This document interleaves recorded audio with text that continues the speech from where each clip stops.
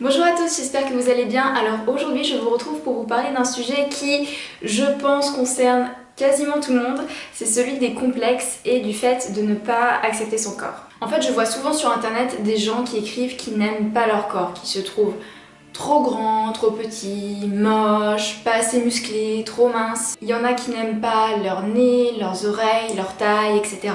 Et je pense que vous en conviendrez, c'est quand même assez triste de se rendre compte en fait que au final personne ne s'aime vraiment. Alors que se sentir bien dans sa peau, c'est quand même quelque chose qui est essentiel, ne serait-ce que pour être heureux tout simplement. Le problème majeur selon moi vient du fait que nous vivons dans une société qui accorde énormément d'importance à l'apparence et à l'image de soi qu'on renvoie aux autres. Que ce soit au travers des magazines, de la télé et surtout des réseaux sociaux.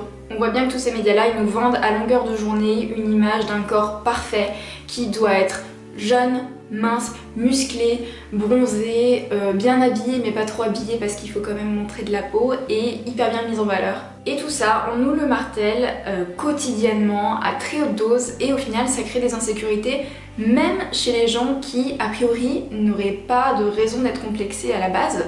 Je pense qu'on a tous plus ou moins dans notre entourage un garçon ou une fille qu'on trouve hyper beau physiquement mais qu'on a déjà entendu se plaindre d'un bourrelet inexistant ou de cellulites que nous on n'avait absolument pas remarqué. Donc de base j'ai l'impression que personne au final ne se sent hyper à l'aise avec ce canon de beauté qu'on a au quotidien, mais le pire c'est que chez certaines personnes qui sont un petit peu plus fragiles psychologiquement, et bien ce mal-être, si je puis dire, ça peut se transformer en vrai problème psychologique. Ces personnes elles ont peut-être un petit peu plus de mal à prendre du recul par rapport à tout ça et au final elles essayent quand même de suivre le mouvement, c'est-à-dire qu'elles vont poster une photo d'elles sur Instagram ou un petit post sur Facebook qui montre que leur vie est trop cool alors qu'en fait ça va pas forcément bien, peut-être que ces personnes ont des problèmes et voilà, elles font semblant plutôt que d'aller voir quelqu'un, d'aller parler à quelqu'un pour essayer d'avoir de l'aide et de régler leurs problèmes.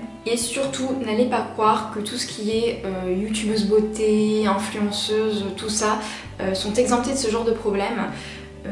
Il y a beaucoup de gens selon moi, et surtout beaucoup de gens parmi les plus jeunes qui sont bien évidemment les plus fragiles psychologiquement, qui ont tendance à penser que tous ces influenceurs-là ont une vie parfaite, que franchement leur vie est trop cool, que ce sont des modèles de confiance en eux, alors qu'en fait c'est juste qu'ils ont décidé de ne pas partager avec vous leurs insécurités ou tout ce qui est problème au quotidien. Surtout, ne vous dévalorisez pas par rapport à tout ce que vous voyez sur les réseaux sociaux. En ce qui me concerne, je reçois de temps en temps des messages du style « Oh, t'es trop jolie, j'aimerais trop te ressembler », donc bien évidemment ça me fait plaisir, c'est très flatteur pour l'ego, il n'y a pas de souci là-dessus.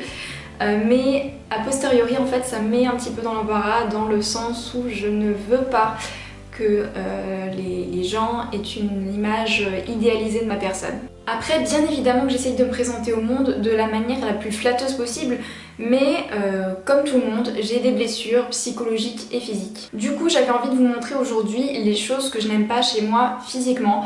D'une part pour que vous voyez que tout le monde a quelque chose chez lui qu'il n'aime pas, et d'autre part pour que vous vous rendiez compte d'une certaine manière que si vous en regardant cette vidéo vous arriviez à vous dire mais non Valérie, tu dis n'importe quoi, ça c'est absolument pas moche, moi je vois rien de spécial chez toi, je trouve que t'es très bien comme t'es, et essayez de vous dire que ce discours-là que vous avez avec moi, n'importe qui d'autre peut l'avoir avec vous sur votre propre corps, c'est-à-dire ne pas se rendre compte au final des défauts entre guillemets sur lesquels vous faites une fixette. Et c'est donc parti pour une petite liste de mes complexes. Tout d'abord, j'ai quelques cheveux blancs. Donc, pas beaucoup, hein, j'en ai 4-5 de ce côté-là du crâne. Mais l'histoire derrière mes cheveux blancs est assez particulière dans le sens où je n'ai pas eu des cheveux blancs parce que j'étais vieille. Entre guillemets, hein, parce que j'ai des copines qui ont eu des cheveux blancs quand elles étaient au lycée. Je me suis rendu compte que j'avais eu mes premiers cheveux blancs une semaine très exactement après le décès de ma meilleure amie. Donc dans mon cas, ça a été totalement l'expression se faire des cheveux blancs, c'est-à-dire que ça a été le choc psychologique qui a fait que j'ai eu mes premiers cheveux blancs. Et du coup, je ne supporte pas de voir ces cheveux blancs dans le miroir. Je pensais au début, quand j'étais plus jeune et que j'avais pas de soucis, que mes premiers cheveux blancs, je serais là. C'est pas grave, c'est la vieillesse entre guillemets, tout va bien se passer. Mais même si personne ne s'en rend compte, moi de voir ses cheveux blancs dans le miroir, c'est quelque chose qui me met très mal à l'aise parce que entre guillemets ça me fait vraiment un coup de vieux et à chaque fois ça me ramène à cet événement de ma vie. Donc c'est un de mes gros complexes, je pense même le plus gros parce qu'au final le reste j'arrive à vivre avec. Je pense que pour la plupart des personnes ça restera un complexe justifié entre guillemets, mais voilà, ça reste un de mes défauts physiques que je n'aime absolument pas chez moi. Ensuite, je suis petite et trapue, donc ça je tiens ça de ma maman. J'ai de la cellulite, j'ai des gros mollets et ça c'est très embêtant parce que de 1, j'ai toujours trouvé ça moche, mais de 2, je n'ai jamais pu vraiment trouver de bottes en hiver qui me plaisaient et qui m'allaient parce que mes mollets ne rentraient pas dedans, donc ça a été un ennui à la fois physique et vestimentaire. De la même façon en fait, j'ai toujours eu les pieds larges. Et c'est très difficile pour moi de trouver des chaussures à ma taille qui soient assez larges. J'ai la peau du corps qui est hyper sèche, mais vraiment, jusqu'à en avoir mal parfois en hiver. Et j'ai souvent des plaques de déshydratation sur les bras qui à la fois sont désagréables parce qu'elles sont rugueuses, elles grattent et en plus ça me fait des plaques blanches du coup parce que ma peau n'a pas une couleur uniforme. En parlant de mes bras, je les ai toujours trouvés un petit peu gros et un peu pendouillants si vous voyez ce que je veux dire. J'ai des mains de mamie, c'est-à-dire qu'elles paraissent fripées et sèches et je trouve ça extrêmement moche. Et pour finir, j'ai une peau qui est extrêmement réactive au stress et à ce que je mange, donc je dois faire toujours hyper attention sinon je me retrouve avec des boutons partout et c'est vraiment pas joli. Donc voilà, je pense que c'est déjà pas mal comme liste de complexes. Là où je veux en venir avec tout ça, c'est que tout le monde a des défauts physiques, mais surtout vous avez des atouts, vous avez des qualités et c'est sur ces qualités qu'il faut vous concentrer. Et il faut apprendre à les mettre en valeur en parallèle de moins vous concentrer sur vos défauts. Et ça passe par plein de petites actions que vous pouvez faire au quotidien qui ne payent pas de mine comme ça, mais qui, mine de rien, cumulées les unes aux autres, vont vous faire beaucoup de bien. Donc par exemple, faire du sport.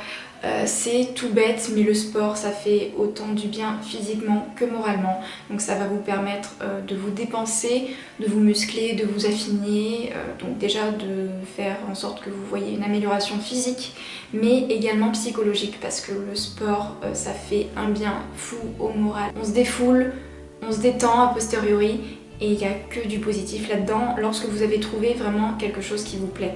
Ensuite, ne serait-ce que passer 5 minutes par jour peut-être à prendre soin de soi, c'est-à-dire se faire un masque pour le visage ou prendre le temps d'étaler sa crème pour le corps.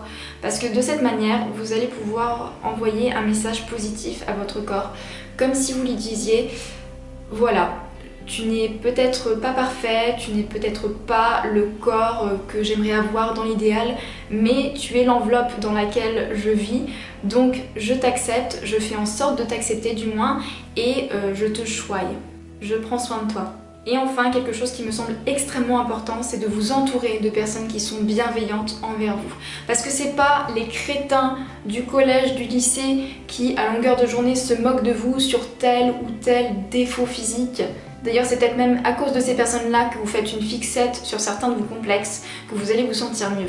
Passez du temps avec les personnes qui vous aiment, celles avec qui vous vous sentez bien, vos amis proches, votre famille, parce que eux n'en ont strictement rien à faire de vos défauts physiques, qu'ils soient réels ou imaginaires. Ces personnes-là, ce qui leur importe le plus, ce sont vos qualités et la belle personne que vous êtes. Donc voilà, si jamais vous êtes encore au collège ou au lycée, gardez à l'esprit que vous êtes dans une période qui est quand même très compliquée niveau changements hormonaux, changements physiques, image de soi et construction de la personnalité. C'est tout à fait normal à un moment donné de se sentir incompris, un petit peu paumé, mal dans sa peau, mais normalement ce n'est qu'une mauvaise passe et vous allez voir qu'au fur et à mesure que vous allez grandir, vous allez vous construire, vous allez vous affirmer et vous allez beaucoup moins vous préoccuper du regard des autres. Et quel que soit votre âge de manière générale, eh bien apprenez à vous aimer tel que vous êtes. Et si vraiment il y a quelque chose chez vous qui vous dérange profondément, eh bien bougez-vous les fesses pour obtenir ce que vous voulez et pour changer un petit peu les choses, mais le tout